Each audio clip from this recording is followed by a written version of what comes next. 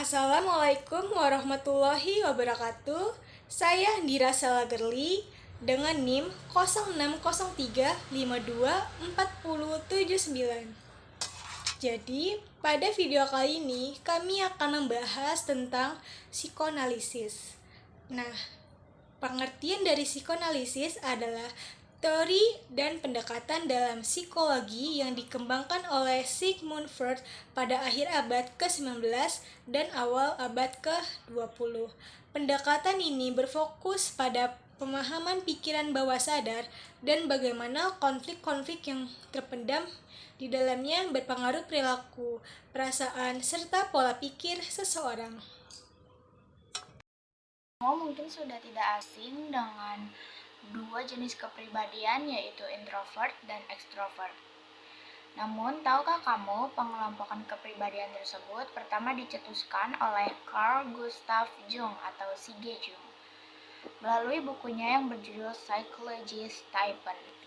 Carl Jung lahir pada 1975 dan meninggal pada tahun 1961. Ia adalah seorang psikolog terkenal dari Swiss yang mempelopori gagasan menjelajah kehidupan batin seseorang untuk lebih memahami perilaku mereka. Jika kamu pernah diberi label extrovert atau introvert, hal tersebutlah yang merupakan salah satu hasil pemikirannya. Terlahir dari orang tua yang bernama Paul dan Emily Jung pada 26 Juli 1975 di Caswell, Swiss, Carl Jung merupakan anak satu-satunya yang berkarakter penyendiri. Nasibnya yang cukup tragis karena di masa kanak-kanaknya, sang ibu harus menderita gangguan mental. Pada proses perkembangan pribadinya, Jung cenderung menginternalisasi emosinya dan beralih ke buku-buku tentang filsafat, daripada mengikuti jejak ayahnya dengan bergabung sebagai pendeta. Ia lulus dari University of Basel pada tahun 1900 dan kemudian University of Zurich. Jadi, Karenini lahir di Blankenese, Jerman pada tanggal 16 September 1885, kemudian wafat pada tanggal 4 Desember 1952 di New York, Amerika Serikat. Beliau pernah belajar kedokteran di Universitas Freiburg, kemudian Universitas Berlin, yang berprofesi saat itu menjadi psikoanalisis, penulis, dan dosen. Corinne Harney adalah salah satu pelopor dan psikoanalisis yang melihat faktor sosial dan hubungan interpersonal sebagai faktor utama dalam membentuk kepribadian. Dia berhasil mematahkan pandangan Freud yang terlalu berfokus pada dorongan seksual dan memberikan pendekatan yang lebih humanistik dan sosial terhadap psikoanalisis. Pengembangan diri sejati dan diri ideal. Harney memperkenalkan konsep diri sejati, real self, dan diri ideal, idealized self, di mana seorang cenderung menciptakan citra ideal dan diri mereka untuk mengatasi kecemasan atau rasa rendah diri. Kesenjangan antara diri sejati dan diri ideal ini bisa memicu masalah psikologi seperti ketidakpuasan diri atau kecemasan berlebih. Peran lingkungan sosial dalam kepribadian. Horney menekankan pengaruh lingkungan sosial dan budaya dalam perkembangan kepribadian. Dia percaya bahwa faktor sosial dan budaya lebih berpengaruh dalam membentuk individu daripada hanya dorongan biologis. Konsep ini sangat berpengaruh pada teori-teori humanistik dan sosiokultural di kemudian hari. Baik, untuk Kurt Lewin. Kurt Lewin adalah seorang psikolog sosial dan ilmuwan yang sangat berpengaruh di bidang psikologi.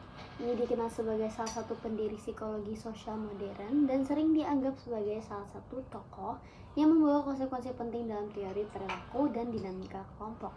Meskipun Lewin bukan seorang psikoanalisis, kontribusinya sangat penting dalam psikologi secara keseluruhan dan memiliki beberapa hubungan dengan teori-teori yang berkembang di sekitar psikoanalisis, terutama dalam memahami dinamika individu dan kelompok. Kemudian untuk selanjutnya ada biografi Kurt Lewin. Kurt Lewin lahir di Magdeburg, Jerman pada tahun 1890. Ia belajar di Universitas Mannheim dan kemudian melanjutkan studinya di Universitas Berlin. di mana ia tertarik pada teori-teori psikologi, dan Lewin mendapatkan gelar PhD pada tahun 1914 dan pada awal karirnya ia terpengaruh oleh aliran Gestalt Psychology yang menekankan pentingnya persepsi holistik dan pengaruh konteks terhadap pemahaman individu. Namun, untuk selanjutnya ada biografi Kurt Lewin. Pada tahun 1933, ketika Adolf Hitler berkuasa, Lewin meninggalkan Jerman dan pindah ke Amerika Serikat. Di sana, ia berkarir di berbagai universitas, termasuk Universitas Iowa dan Universitas MIT. Lewin dikenal karena mengembangkan konsep-konsep seperti force field analysis dan teori perubahan yang kemudian diterapkan dalam berbagai konteks, termasuk pendidikan dan pengembangan organisasi. Kemudian Lewin meninggal pada tahun 1947, tetapi pengaruhnya terhadap psikologi terus berlanjut hingga saat ini.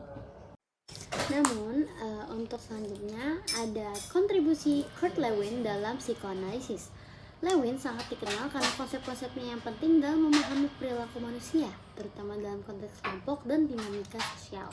Beberapa kontribusi utama Lewin meliputi yang pertama teori perilaku, field theory, yang berarti bahwa perilaku manusia tidak bisa dipahami secara terpisah dari konteks di mana individu tersebut berbeda. Kemudian yang kedua ada force field analysis yang menggambarkan perubahan sebagai hasil dari interaksi antara kekuatan yang mendorong perubahan dan kekuatan yang menghambatnya. Kemudian yang ketiga ada teori perubahan. Lewin mengembangkan model perubahan yang terdiri dari 3 tahap, yaitu unfreeze, melelehkan keadaan lama, kemudian change, perubahan, dan refreeze, membukukan keadaan baru. Model ini berfokus pada bagaimana orang dapat beradaptasi dengan perubahan dalam hidup mereka, baik dalam konteks pribadi maupun sosial. Kemudian selanjutnya ada keterkaitan Kurt Lewin dengan psikoanalisis. Meskipun Lewin tidak langsung terlibat dalam pengembangan teori psikoanalisis, ada beberapa titik temu antara karya-karyanya dengan pemikiran dalam psikoanalisis, terutama dalam hal pemahaman tentang dinamika internal individu dan pengaruh lingkungan sosial terhadap perilaku. Beberapa keterkaitan tersebut meliputi seperti fokus pada dinamika internal dan eksternal, pengaruh konteks sosial dan perubahan, dan penerimaan diri. Assalamualaikum warahmatullahi wabarakatuh. Perkenalkan, nama saya Zahra Khairunisa dengan NIM 0603524074. Dari kelompok 6 ingin mempresentasikan tentang tokoh psikoanalisis, yaitu Alfred Adler. Biografi Alfred Adler. Alfred Adler lahir di Wina, Austria pada 7 Februari 1870. Masa kecilnya ia menderita rakitis sehingga dia tidak dapat berjalan hingga usia 4 tahun. Karena masalah kesehatannya di masa kecilnya, Adler bercita-cita menjadi dokter.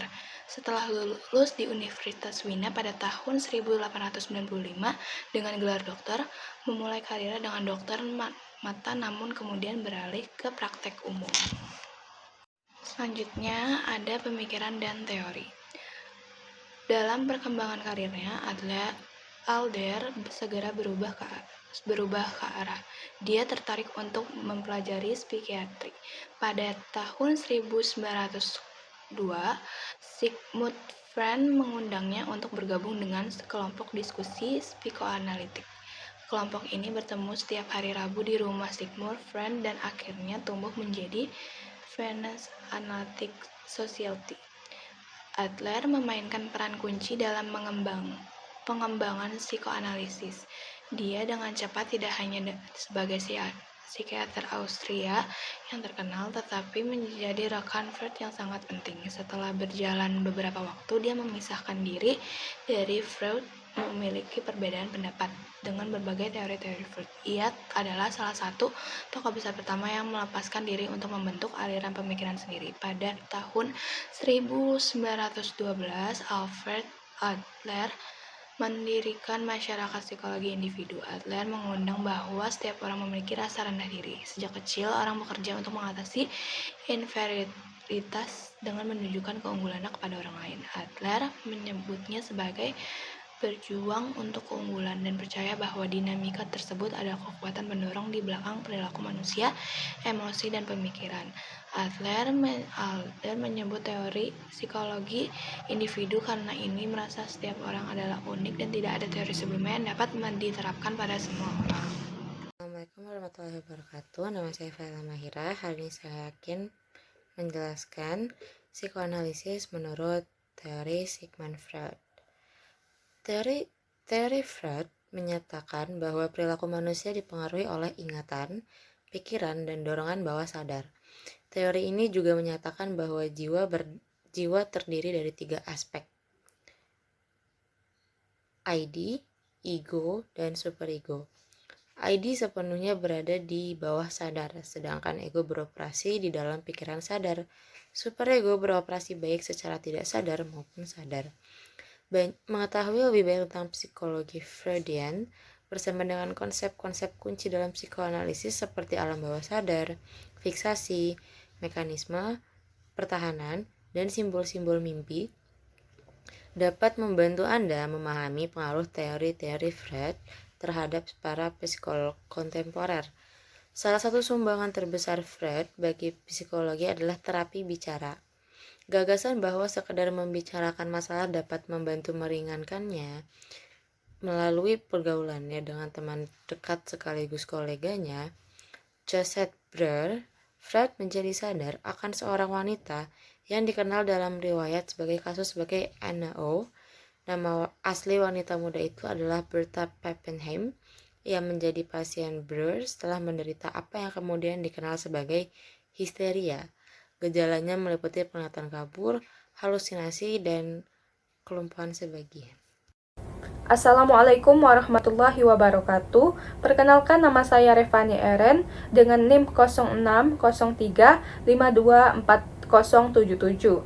Saya akan menjelaskan salah satu tokoh psikoanalisis, Harry Stack Sullivan.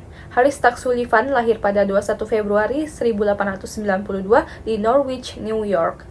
Ia merupakan anak kedua dari pasangan Irish American yang memiliki latar belakang sederhana. Masa kecilnya ditandai dengan isolasi sosial dan juga pengalamannya tentang emosional yang mendalam, yang kemudian memengaruhi pandangannya tentang hubungan antara manusia. Sullivan menyelesaikan pendidikan kedokterannya di Chicago College of Medicine and Surgery pada tahun 1917, di mana ia mulai tertarik pada psikiatri. Setelah lulus, Sullivan bekerja di St. Elizabeth Hospital di Washington di bawah bimbingan William Alanson White dan Adolf Meyer. Disinilah ia mulai mengembangkan pemikirannya tentang pentingnya hubungan interpersonal dalam kesehatan mental. Kontribusi Harry Stack Sullivan terhadap psikologi. Sebagian besar karya Sullivan berpusat pada pemahaman hubungan interpersonal dan juga penelitiannya menjadi dasar bagi bidang psikologi yang dikenal sebagai psikoanalisis interpersonal. Psikoanalisis interpersonal Sullivan menunjukkan bahwa cara orang berinteraksi dengan orang lain dapat memberikan petunjuk berharga tentang kesehatan mental mereka, dan juga bahwa gangguan kesehatan mental mungkin berasal dari interaksi interpersonal yang menyedihkan. Sullivan sangat gigih berusaha menghindari stigmatisasi terhadap pasien gangguan kesehatan mental, dan lebih memilih menyebut gangguan kesehatan mental tersebut sebagai masalah dalam hidup. Frasa ini menjadi metode yang disukai untuk menyebut gangguan kesehatan mental di antara mereka yang terlibat dalam gerakan anti-psikiatri. Sullivan menciptakan istilah sistem diri untuk menggambarkan 3 komponen seseorang, yaitu mirip dengan konsep sadar, bawah sadar, dan juga bawah sadar menurut Sigmund Freud. Sullivan mengidentifikasikan diri yang aktif atau diri yang sadar, diri yang terjaga, diri yang eksentrik yang merupakan sumber identitas dan kepribadian seseorang, dan kondisi tidur atau diri yang tidak aktif.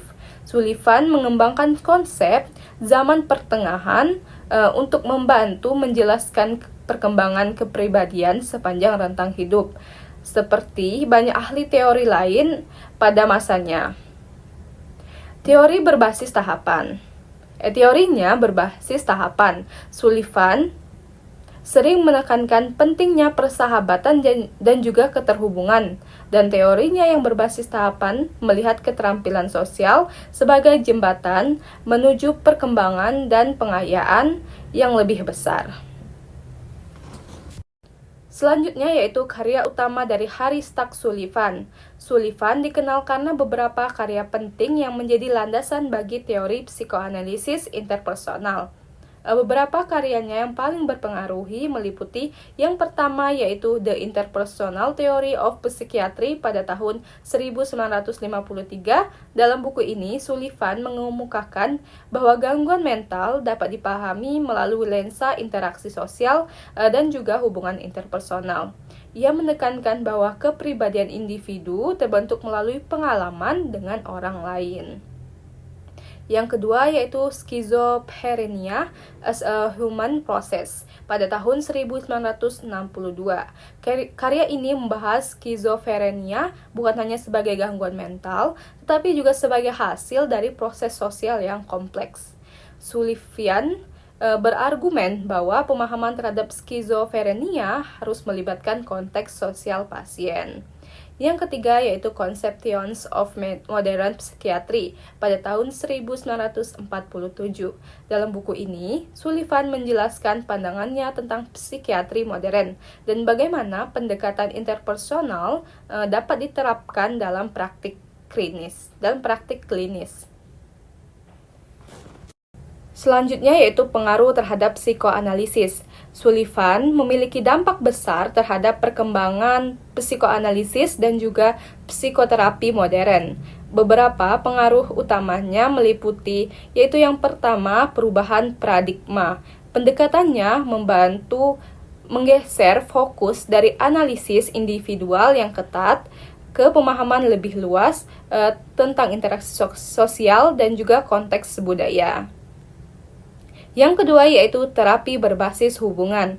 Konsep-konsepnya menjadi dasar bagi banyak pendekatan terapi modern dan juga termasuk terapi perilaku kognitif, CBT, dan juga terapi berbasis hubungan. Selanjutnya yang ketiga yaitu pendidikan psikiatri. Sullivan juga berkontribusi pada pendidikan psikiatri dengan mendirikan William Alson White Institute yang terus melatih generasi baru psikiater dengan pendekatan interpersonal. Erich Fromm lahir 23 Maret 1900 di Frankfurt am Main, Jerman, dan meninggal 18 Maret 1980 di Muralto, Swiss. Dia adalah seorang psikoanalisis dan filsuf sosial kelahiran Jerman yang mengeksplorasi interaksi antara psikologi dan masyarakat. Dengan menerapkan prinsip-prinsip psikoanalitik untuk mengatasi masalah budaya, Fromm percaya umat manusia dapat mengembangkan masyarakat yang waras, yang seimbang secara psikologis. Setelah menerima gelar PhD dari Universitas Heidelberg pada tahun 1922, Fromm berlatih psikoanalisis di Universitas Munich dan di Institut Psikoanalisis Berlin. Ia mulai mempraktikkan psikoanalisis sebagai murid Sigmund Freud. Bagi Fromm, kepribadian individu adalah produk budaya serta biologi. Dia telah mencapai reputasi terhormat sebagai psikoanalisis ketika dia meninggalkan Nazi Jerman pada tahun 1933 ke Amerika Serikat. Di sana dia berkonflik dengan kalangan psikoanalisis Freudian ortodoks. Dari tahun 1934 hingga 1941, Fromm menjadi staf pengajar di Universitas Columbia di New York City, di mana pandangannya menjadi semakin kontroversial. Pada tahun 1941, dia bergabung dengan staf pengajar di Bennington College di Vermont. Pada tahun 1951, dia diangkat menjadi profesor psikoanalisis di Universitas National Autonom Meksiko. Dari tahun 1957 hingga 1961, dia memegang jabatan profesor bersama di Universitas Negeri Michigan, dan dia kembali ke New York City pada tahun 1962 sebagai profesor psikiatri di Universitas New York.